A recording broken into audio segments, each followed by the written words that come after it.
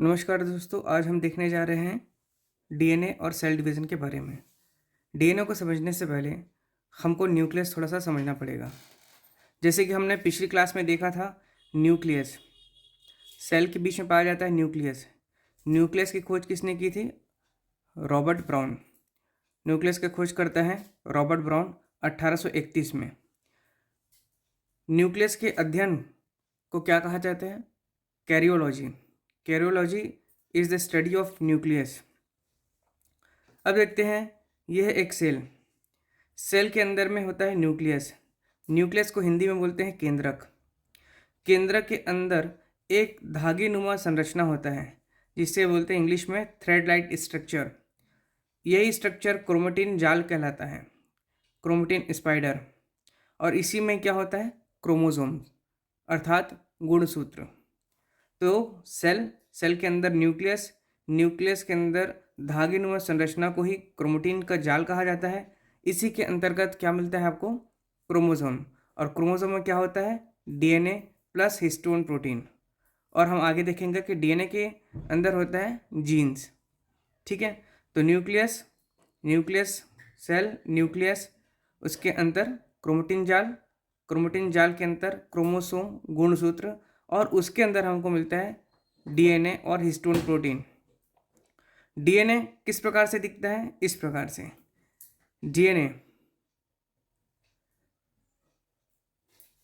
DNA और ये हो गया हिस्टोन प्रोटीन। ये है आपका क्रोमोसोम का डायग्राम।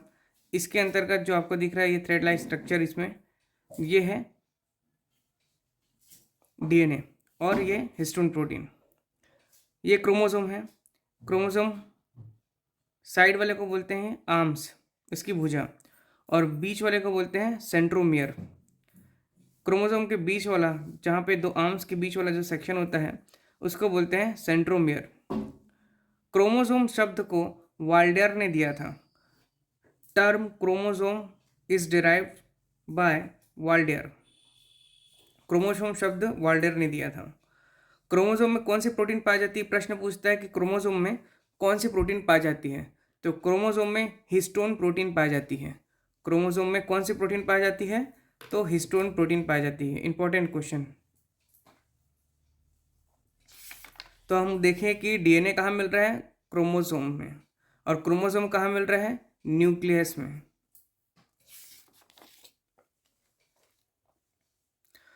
हम जैसे कि देख लिए थे पिछली क्लास में कि मनुष्य में 23 प्रकार अर्थात 46 क्रोमोसोम होते हैं। मनुष्य में 23 पेयर क्रोमोसोम होते हैं। 23 पेयर मतलब 46 क्रोमोसोम्स। ये 46 क्रोमोसोम में 44 क्रोमोसोम्स जो होते हैं या 22 पेयर ऑफ क्रोमोसोम्स क्या कहलाते हैं? कायिक गुणसूत्र। क्या कहलाते हैं? कायिक गुणसूत्र, ऑटोसोम, इन इंग्लिश ऑटोसोम, कायिक गुणसूत्र। 22 पेयर अर्थात 44 क्रोमोसोम्स तथा दो या एक पेयर, दो क्रोमोसोम या एक पेयर ऑफ क्रोमोसोम क्या कहलाते हैं? एलोसोम। एलोसोम को हिंदी में बोलते हैं लैंगिक गुणसूत्र। और सेक्स और क्रोमोसोम्स देखने को मिलता है। ये दो क्रोमोसोम्स कौन कौन से होते हैं? नर में एक्स वाई और मादा में एक्स एक्स। वाई गुणसूत्र नर या मादा होने का डिसाइड करता है। वाई गुणसूत्र क्या करता है? ये इंपॉर्टेंट है, ये प्रश्न पूछता है कि जो वाई गुणसूत्र होता है वही नर या मादा होने का डिसाइड करता है। एक और है अपवाद। अंडाणु, ओवियम और शुक्राणु स्पर्म में केवल 23 प्रकार के क्रोमोसोम्स पेयर होते हैं। अंडाणु और शुक्राणु में केवल 23 क्रोमोसोम्स के पेयर होते हैं। नेक्स्ट है न्यूक्लिक एसिड। न्यूक्लिक एसिड दो प्रकार की होती है। एक होता है आरएनए और दूसरा होता है डीएनए। न्यूक्लिक एसिड दो प्रकार की होती है। न्यूक्लिक एसिड जो है न्यूक्लियस के अंदर जो क्रोमोसोम होता है उसका एक पदार्थ है। उसी के अंतर्गत हमको क्या मिलता है? डीएनए और RNA. DNA is called deoxy ribose nucleic acid. DNA क्या कहलाता है? Deoxy ribose nucleic acid. वहीं आरएनए क्या कहलाता है? Ribose nucleic acid. ठीक है। डीएनए क्या है? अधिकांश जीवों में अनुवांशिक पदार्थ होता है। डीएनए जो होता है वह अधिकांश जीवों में अनुवांशिक पदार्थ होता है। That is DNA is a genetic material. जबकि आरएनए जो होता है वो रेट्रोवायरस में अनुवांशिक पदार्थ होता है। आरएनए राइबोस न्यूक्लिक एसिड क्या होता है, रेट्रोवायरस में अनुवांशिक पदार्थ होता है। एग्जाम्पल इसका एड्स, एचआईवी में होने वाला जो आरएनए होता है। नेक्स्ट है न्यूक्लियस। न्यूक्लियस में हमने देख लिया, सेल में हमने देख लिया न्यूक्लियस। न्यूक्लियस के अंदर ये क्रोमेटिन जाइल है। क्रोमेटिन के अंदर हमने देख लिया क्रोमोसोम्स। क्रोमोसोम्स ये सेंट्रोमियर, ये इसकी भुजा, और यही क्या होता है, अनुवांशिक पदार्थ क्या बन जाता है, डीएनए और हिस्टोन प्रोटीन।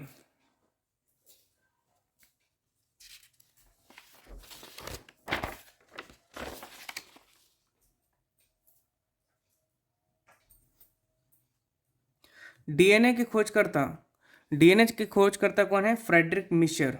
कब खोजा था उन्होंने, 1860। 1860 में डीएनए की खोज किया था किसने, फ्रेडरिक मिशर ने किया था। DNA deoxy ribose nucleic acid. DNA nucleotide का बहुलक है। डीएनए क्या है, न्यूक्लियोटाइड का बहुलक है। बहुलक मतलब बहुत से एक जैसे जिनमें एक से अनेक इकाइयाँ हों। बहुत से एक जैसे जिनमें एक से अनेक इकाइयाँ हों वो कहलाता है पॉलीमर। पॉलीमर को हिंदी में बोलते हैं बहुलक। तो डीएनए क्या है, न्यूक्लियोटाइड का बहुलक है। ठीक है, न्यूक्लियोटाइड क्या होता है, देखिए न्यूक्लियोटाइड में क्या क्या मिलता है आपको, sugar plus nitrogenous base plus phosphate bond. Okay, sugar plus nitrogenous plus phosphate. प्रश्न करता है कि न्यूक्लियोसाइड, देखिए ये यहाँ पे क्या है, न्यूक्लियोटाइड है। न्यूक्लियोटाइड डीएनए में क्या है, डीएनए न्यूक्लियोटाइड का बहुलक है। जबकि प्रश्न कर रहा है न्यूक्लियोसाइड, किसका बात कर रहा है, न्यूक्लियोसाइड CIDE में क्या क्या शामिल होता है। तो न्यूक्लियोसाइड में शुगर और नाइट्रोजनस बेस होता है, फॉस्फेट नहीं होता। लेकिन न्यूक्लियोटाइड जो डीएनए का एक डीएनए न्यूक्लियोटाइड का जो बहुलक है ना, उसमें क्या होता है, sugar plus nitrogenous base plus phosphate. अब देखते हैं नाइट्रोजनस बेस क्या होता है। ठीक है, नाइट्रोजनस बेस, तो नाइट्रोजनस बेस 4 प्रकार की होती हैं। वो कौन कौन सी होती हैं, देखिए मतलब मुख्य रूप से 2 प्रकार से होती हैं, लेकिन नाइट्रोजनस बेस 4 होते हैं। नाइट्रोजनस बेस प्यूरिन और पायरामिडिन में बटा हुआ है। प्यूरिन के अंतर्गत देख लिया जाए तो एडिनिन और ग्वानिन होते हैं। प्यूरिन में कौन कौन सा होता है, नाइट्रोजनस बेस एडिनिन और ग्वानिन। जबकि पायरामिडिन में कौन कौन सा नाइट्रोजनस बेस होता है, थायमिन एंड साइटोकाइनिन। प्यूरिन में एडिनिन ग्वानिन और पायरामिडिन में होता है थायमिन एंड साइटोकाइनिन।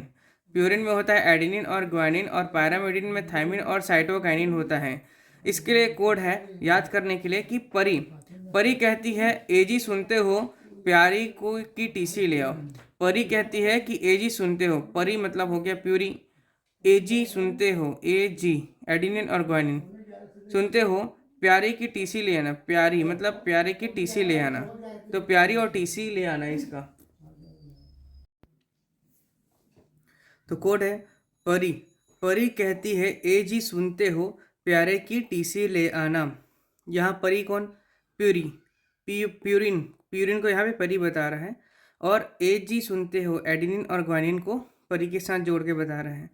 प्यारे की टीसी ले आना, प्यारे, प्यारे मेडिन, टीसी थायमिन और साइटोकिनिन। तो परी कहती है ए जी सुनते हो प्यारे की टीसी ले आना, यह कोड है याद करने के कि 4 नाइट्रोजनस बेस किस में होता है, डीएनए में। याद रखेंगे कि डीएनए में जो एडिनिन और थायमिन किस बॉन्ड से जुड़ता है, ये प्रश्न करता है, तो ये डबल बॉन्ड से जुड़ता है। एडिनिन थायमिन से डबल बॉन्ड से जुड़ता है। वहीं ग्वानिन साइटोकाइनिन से ट्रिपल बॉन्ड से जुड़ता है। तो ये प्रश्न पूछता है कि एडिनिन थायमिन से डबल बॉन्ड से जुड़ता है, वहीं ग्वानिन साइटोकाइनिन से ट्रिपल बॉन्ड से जुड़ता है।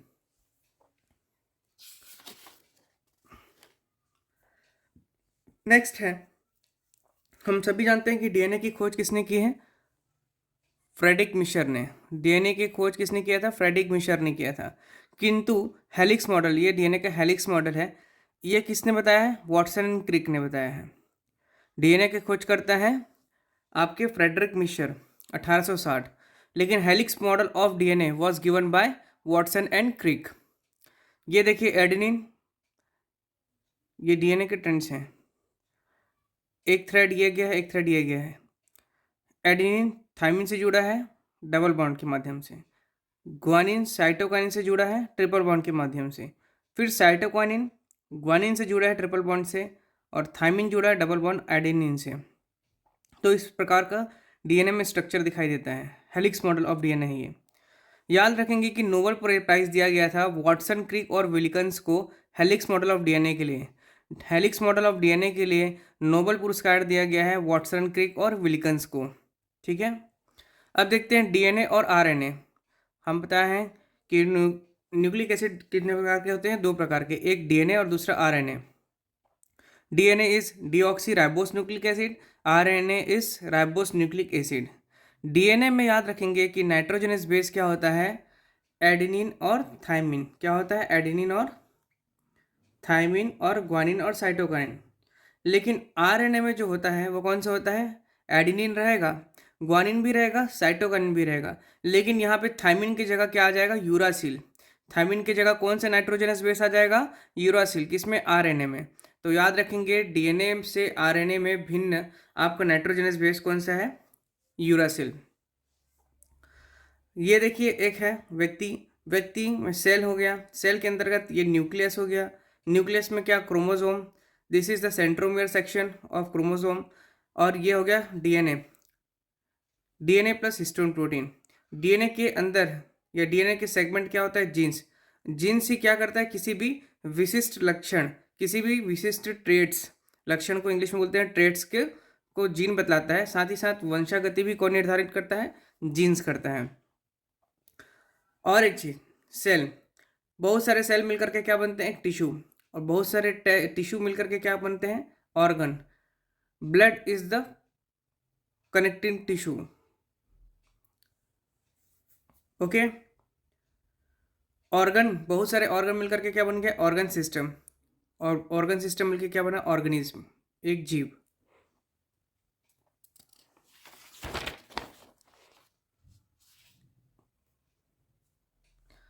जैसे कि हमने देखा जीन्स क्या है, genes is a segment of a DNA, यह डीएनए का एक खंड होता है। Genes is a segment of DNA, यह डीएनए का एक खंड होता है जो कि विशेष ट्रेड्स निर्धारण करता है, विशेष लक्षण को बतलाता है, कौन, जीन्स। तथा ये वंशागति का भी निर्धारक होता है, यह वंशागति का भी निर्धारक होता है। गुणसूत्र अर्थात क्रोमोसोम वंशागति का वाहक होता है। गुणसूत्र क्रोमोसोम हेरिडिटी का क्या होता है, वेक्टर होता है, वाहक होता है। नेक्स्ट है डीएनए से एमआरएनए और एमआरएनए से प्रोटीन, इसको समझते हैं। डीएनए से अनुवांशिक सूचना, डीएनए से क्या होता है, अनुवांशिक सूचना एमआरएनए में जाना क्या कहलाता है, ट्रांसक्रिप्शन। मतलब जो डीएनए में जो कुछ जानकारी रहती है, स्क्रिप्ट रहता है, उसको पढ़ेगा कौन, एमआरएनए। ओके, एमआरएनए को प्राप्त हो चुका, एमआरएनए को प्राप्त हो चुका जो आपको सूचना है, एमआरएनए को प्राप्त हो चुका सूचना के आधार पर प्रोटीन निर्माण करना ही क्या कहलाता है, ट्रांसलेशन। तो एमआरएनए को जो प्राप्त सूचना हो चुका है, जो प्राप्त हुआ सूचना जिसको एमआरएनए पढ़ लिया है, डीएनए से मिला है जो, उसको जो ट्रांसलेट करता है, तो प्रोटीन का जो संश्लेषण होता है, प्रोटीन का जो निर्माण होता है, उसे ही क्या कहलाते हैं, ट्रांसलेशन की प्रक्रिया। नेक्स्ट है वेरी इंपॉर्टेंट पॉइंट कि आपका कृत्रिम जीन, आर्टिफिशियल जीन का निर्माण, का संश्लेषण 1968 में हरगोविंद खुराना, हमारे भारतीय आपके वैज्ञानिक हैं, कौन, हरगोविंद खुराना जी, उन्हें चिकित्सा का नोबेल पुरस्कार दिया गया है, किस लिए, आर्टिफिशियल जीन सिंथेसाइज करने के लिए 1968 में। कृत्रिम जीन संश्लेषण के लिए 1968 में हरगोविंद खुराना जी को चिकित्सा का नोबेल पुरस्कार दिया गया है। तो यहाँ तक का डीएनए का सेक्शन था। अब हम देख लेते हैं सेल डिवीज़न। सेल डिवीज़न, कोशिका विभाजन। मुख्य रूप से हम जानते हैं कि समसूत्री और अर्धसूत्री, लेकिन कोशिका विभाजन 3 प्रकार से होती है। एक असूत्री भी होता है जिसे बोलते हैं हम ए मिटोसिस। क्या बोलते हैं, ए मिटोसिस, असूत्री। यह किस में देखने को मिलता है, यह बैक्टीरिया, प्रोटोजोआ और एल्गी में होने वाला सेल डिवीज़न है। बैक्टीरिया, प्रोटोजोआ, एल्गी, ये क्या है, बैक्टीरिया, प्रोटोजोआ, एल्गी एक प्रोकैरियोटिक सेल है कि नहीं, तो ये प्रोकैरियोटिक सेल में देखने को मिलता है, कौन, असूत्री विभाजन, असूत्री एमिटोसिस। ये बैक्टीरिया, प्रोटोजोआ और एल्गी में होने वाला सेल डिवीजन होता है। ये तीनों ही क्या है, एक प्रोकैरियोटिक सेल हैं जिसमें न्यूक्लियस विकसित नहीं हुआ रहता है। नेक्स्ट है समसूत्री मिटोसिस, मायोटोसिस। समसूत्री को बोलते हैं मायोटोसिस। यह डिवीजन कायिक कोशिका सोमैटिक सेल में देखने को मिलता है। यह डिवीजन कहाँ देखने को मिलता है? समसूत्री सोमैटिक सेल में होता है। कौन सा? मिटोसिस। वहीं मियोसिस अर्धसूत्री, यह डिवीजन जनन कोशिका जर्म सेल में देखने को मिलता है। तो याद रखेंगे कि समसूत्री विभाजन सोमैटिक सेल कायिक कोशिका में होता है, वहीं अर्धसूत्री विभाजन कहाँ देखने को मिलता है? जर्म सेल अर्थात जनन कोशिका में। देखते हैं अंतर समसूत्री और अर्धसूत्री में। देखिए, समसूत्री माइटोसिस, अर्धसूत्री मियोसिस। Mitosis meiosis. समसूत्री कायिक कोशिका में होती है, जैसे कि हमने देख लिया। इसमें क्या होता है? जनन कोशिका से संतति कोशिका में गुणसूत्र की संख्या समान रहती है।